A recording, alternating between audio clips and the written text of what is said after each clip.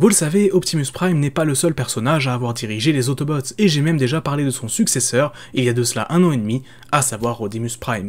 Mais qui dit successeur dit aussi prédécesseur, et justement, dans la plupart des continuités, le personnage dont nous allons parler aujourd'hui est celui qui a dirigé les Autobots avant Optimus, un chef puissant, charismatique, patriotique, et à la morale parfois douteuse, Sentinel Prime. Beaucoup ne le savent pas, mais Sentinel Prime est bel et bien apparu dès la première génération de Transformers. Dans la série animée, on le voit au cours de la 3e saison, étant aux commandes des Autobots lors de la première guerre contre les Decepticons. Grâce à lui, ils parvinrent à l'emporter et l'âge d'or de Cybertron débuta alors. Mais plusieurs millions d'années plus tard, la menace Decepticon refit surface, avec désormais Megatron à sa tête. Ce dernier tua alors Sentinel lors d'une bataille, et le leader Autobot transmit alors la matrice du commandement à Alpha Trion, qui la conserva et la protégea jusqu'à ce qu'un nouveau leader émerge, en l'occurrence Optimus Prime. Si certains sont peut-être surpris d'apprendre que Sentinel était présent dès la G1, c'est parce qu'il a en fait été ajouté rétroactivement dans la série. En effet, à l'époque de cette dernière, le chef Autobot aperçu dans les flashbacks n'était pas nommé, et c'est en 2010 qu'il fut décidé de renommer ce fameux robot ainsi, assez logiquement d'ailleurs, car c'était devenu la norme dans le lore d'avoir Sentinel avant Optimus. Après diverses apparitions et mentions dans la continuité des comics Dreamwave, c'est dans les premiers comics IDW, parus entre 2005 et 2018, que Sentinel a trouvé son premier rôle majeur. Ici, Sentinel n'est qu'un nom utilisé par le Titan Master Infinitus lorsque ce dernier a fini de servir les Primes. En effet, Infinitus servait à l'origine Nexus Prime, mais après la chute des Primes justement, il décida de prendre possession d'un corps de cybertronien standard pour ainsi masquer ses véritables origines. Il adopte alors l'identité de Sentinel et durant l'âge d'or de Cybertron, finit par devenir le garde en chef du Sénat de la planète. S'occupant donc de la sécurité, il complotait dans le dos d'un Sénat déjà énormément corrompu, ayant par exemple tenté d'assassiner Nominus Prime, le Prime alors en fonction à cette époque et écartant du pouvoir tout sénateur devenant gênant, comme Shockwave par exemple. Finalement, après avoir suspecté Sentinel d'être de la lignée des Primes et après s'être débarrassé de Nominus, le Sénat lui fit confiance et il prit alors les fonctions de leader, devenant donc Sentinel Prime. Sentinel dut affronter la rébellion des Decepticons menée par Megatron, utilisant pour cela une armure nommée Armure Apex, censée lui donner une force quasi divine, mais qui ne fit quand même pas le poids face à la rage de ce dernier. On le pensait mort, mais Infinitus abandonna alors le corps de Sentinel et allait chercher à s'en construire un nouveau.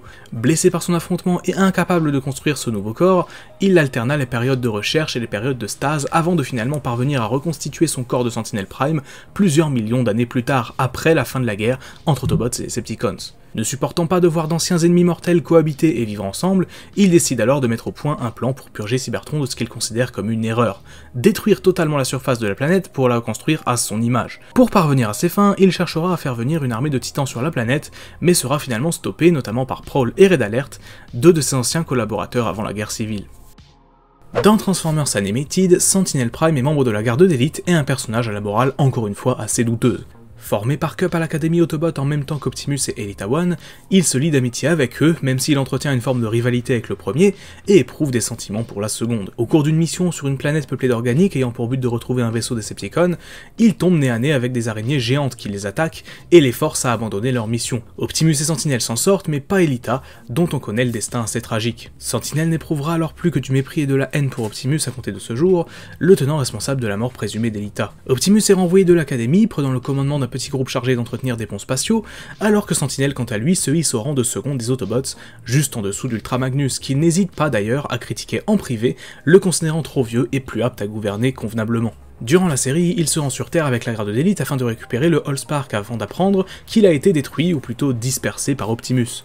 Saisissant alors l'occasion de le rabaisser une fois encore, il est cependant surpris d'apprendre que son rival dit la vérité et qu'il a véritablement fait preuve d'héroïsme en affrontant Megatron, Magnus lui balançant même un petit tacle par la même occasion. Something you could stand to learn a thing or two about Sentinel Prime? Plus efficace dans les paroles que dans les actes, Sentinel sera par la suite attaqué par le Headmaster qui s'empare temporairement de son corps et sera un piètre leader face à Starscream alors qu'Ultra Magnus était à terre. À peine de retour sur Cybertron, il est rapidement envoyé sur Terre afin de traquer Wasp, l'autobot fugitif alors pris pour un agent double des Decepticons. Aux commandes de la garde d'élite en l'absence d'Ultra Magnus, il en profitera pour se faire bien voir en capturant plusieurs Decepticons présents à Détroit ou dans les environs tels que Lugnut, Blitzwing ou encore Ramjet, des exploits qui surprennent et à juste titre car Sentinel ne les a nullement capturés mais a engagé le chasseur de primes Lockdown pour le faire à sa place. Après l'attaque subie par Ultra Magnus des mains de Shockwave, Sentinel est par défaut nommé leader des Autobots, devenant ainsi Sentinel Magnus, nouveau gouverneur de Cybertron. Avec la menace Decepticon encore présente, il tomba dans tous les travers qu'on pouvait lui imaginer. Populisme, propagande et même autoritarisme, à tel point que le Haut Conseil menacera de le destituer. Sentinel prouve qu'il est un piètre leader, s'appuyant uniquement sur la force et la puissance militaire, une attitude qui poussera Jazz à quitter la garde d'élite pour rejoindre la Terre. La fin de la série et la victoire d'Optimus sur Megatron ne rendit pas Sentinel particulièrement heureux, sachant bien que ce dernier allait devenir un adversaire politique. Même si la saison 4 de la série n'a jamais été diffusée, on sait dans les grandes lignes ce qui se serait passé via divers comics ou scripts diffusés en ligne.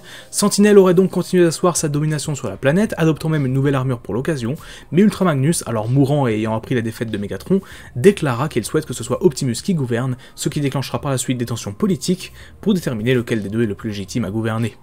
Dans le jeu vidéo Transformers War for Cybertron, Sentinel est de nouveau le prédécesseur d'Optimus Prime à la tête des Autobots, et je sens que certains d'entre vous se demandent pourquoi je parle de cette version. En effet, dans le jeu, ce personnage s'appelle Zeta Prime et non Sentinel, mais en lisant l'univers étendu autour de ce dernier, notamment le roman Exodus ou l'encyclopédie The Covenant of Primus, on apprend que son nom complet est Sentinel Zeta Prime. En effet, les deux personnages, qui se suivent souvent dans la lignée des Autobots avant Optimus, ont été entre guillemets fusionnés ici en un seul. Sentinel est donc le leader des Autobots depuis l'âge d'or de Cybertron, ayant chassé les quintessons de la planète et contribue à l'essor de l'Empire cybertronien.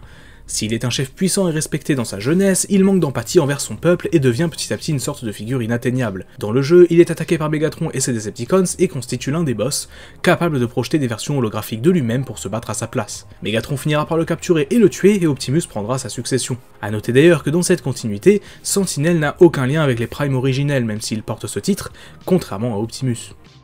Le troisième film de Michael Bay, Transformers Dark of the Moon, a présenté une version de Sentinel Prime qui pousse encore plus loin sa morale discutable en faisant l'antagoniste principal du long métrage. Il est ici, comme souvent, le prédécesseur d'Optimus et est le créateur de la technologie des piliers permettant de transporter des troupes ou même une planète d'un bout à l'autre de l'univers. Conscient que la guerre était en train de détruire Cybertron, il conclut un pacte avec Megatron pour la reconstruire, leur objectif étant de transporter leur monde natal dans l'orbite de la Terre afin d'utiliser ses ressources et accessoirement les humains pour que la planète renaisse. Cependant, après la destruction apparente de l'Arche, ce plan est oublié, du moins jusqu'à ce que Soundwave retrouve le vaisseau sur la Lune, faisant ainsi renaître ce plan aux yeux des Decepticons. Mais Sentinel étant en stase, il fallait qu'Optimus utilise la matrice pour le réanimer. C'est pourquoi Laserbeak et Soundwave firent en sorte que l'existence du vaisseau soit apprise par les Autobots, Optimus se rendant alors sur la Lune pour rapatrier son ancien mentor. Il le ramène sur Terre, le réanime, puis le moment venu, Sentinel trahit les siens, tue Ironhide et utilise ses piliers pour faire débarquer des troupes Decepticons par milliers sur Terre. S'établissant à Chicago et faisant de la ville une place sécurisée et imprenable,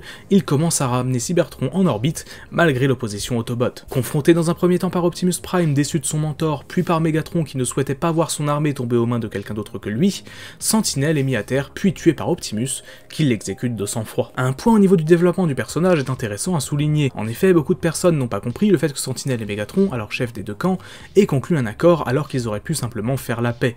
Et il est vrai que c'est assez étrange quand on y pense, mais en réalité, le personnage qui deviendra Sentinel était à la base pensé pour être Ultra Magnus, changeant ainsi totalement l'histoire du film. En effet, Magnus étant le second des Autobots, le pacte n'aurait été fait qu'entre le chef d'un camp et le second de l'autre, empêchant donc de mettre fin à la guerre. Mais au final, Sentinel fut privilégié, car même si on a ici du coup une forme d'incohérence, ça colle quand même plus au personnage qui est connu dans les autres médias pour sa morale discutable, plutôt que Ultra Magnus qui est l'un des Autobots les plus intègres qui soient. Paradoxalement, l'apparition de Sentinel Prime dans les films ne l'aura pas conduit à avoir plus de rôles ou plus d'apparitions dans les médias par la suite. Au contraire même, depuis 2011, ses rôles se sont limités aux comics, que ce soit les comics IDW originaux jusqu'en 2018, dans le reboot commencé en 2019, ou encore dans les différentes histoires liées par exemple aux gammes de la Prime Wars Trilogy, où il a eu droit à une nouvelle figurine basée sur son apparition dans les comics. Personnage fort, charismatique, mais qui n'hésite pas à mettre sa morale de côté, Sentinel Prime est un personnage qui ne fait pas toujours l'unanimité dans Transformers. Souvent présenté comme détestable ou soit comme presque fou, il n'empêche qu'il est celui qui a mené les Autobots pendant de longues années avant Optimus, durant l'âge d'or de Cybertron, et qu'il est souvent à l'origine de grandes choses que ce soit la technologie des ponts spatiaux ou l'expansion de l'Empire cybertronien. Capable des meilleures comme des pires choses, Sentinel Prime restera donc pour longtemps un personnage aux multiples facettes que j'ai personnellement hâte de revoir dans un film ou une série dans le futur.